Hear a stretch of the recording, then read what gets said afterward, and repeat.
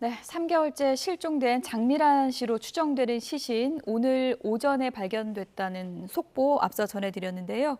경찰이 감식을 통해서 신원을 최종적으로 확인할 예정입니다. 취재기자 연결해서 내용 들어보겠습니다. 임형준 기자.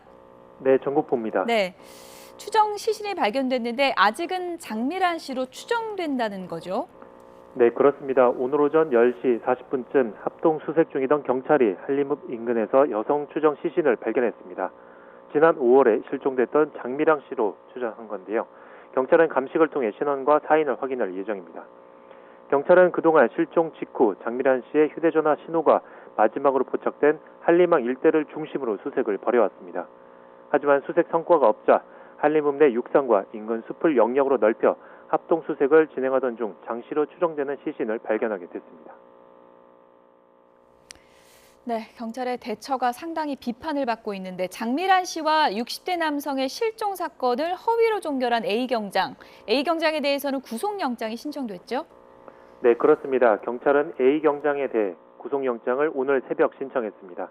적용된 혐의는 직무유기와 위계 공무집행 방해, 공전자 기록 위장 및 행사입니다. 그런데 A 경장은 긴급 체포에 대한 체포 적부심을 제주지방법원에 신청했습니다. 구속영장 심사를 받기 전 긴급 체포 상태에서 벗어나 불구속 상태로 방어권을 행사하기 위한 전술로 풀이됩니다.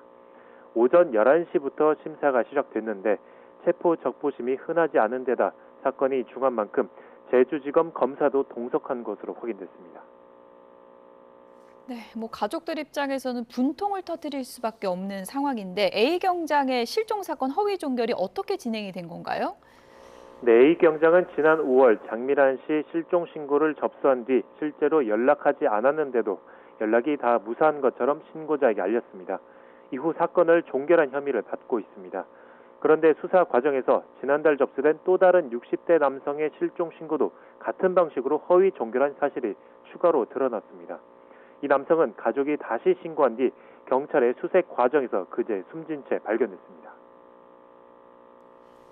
그러니까 두 건 모두 A경장이 혼자 야간 당직을 서던 날 접수를 했고 임의로 종결 처리한 거죠. 네, 그렇습니다. 장미란 씨와 숨진 채 발견된 60대 남성의 실종 신고 모두 A경장이 혼자 야간 당직을 서던 날 접수됐습니다.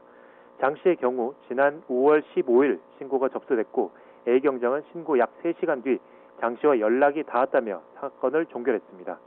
하지만 실제로는 장 씨와 경찰관 사이에 통화한 기록이 없는 것으로 확인됐습니다. 60대 남성의 경우에도 지난달 2일 가족이 제주 서부경찰서를 직접 찾아 신고했고 당시 당직 근무 중이던 A경장이 접수한 뒤 약 5시간 만에 연락이 됐다며 사건을 종결한 것으로 파악됐습니다.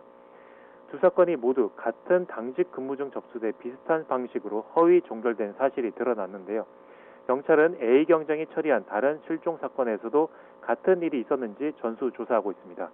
지금까지 전국부에서 전해드렸습니다.